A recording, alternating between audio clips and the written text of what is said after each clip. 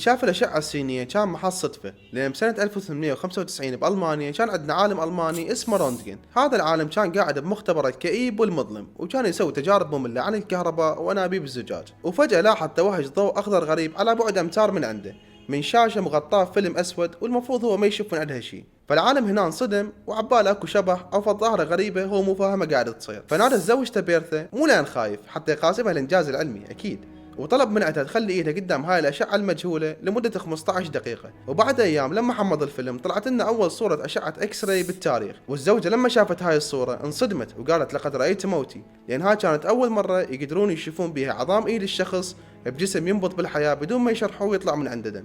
فشافت عظام ايدها وخاتم زواجها. ومن هنا بدت عندنا ثوره بالمجال الطبي، لان قدروا يشوفون الاعضاء الداخليه للانسان والعظام من غير ما يشرحوه او ينزف.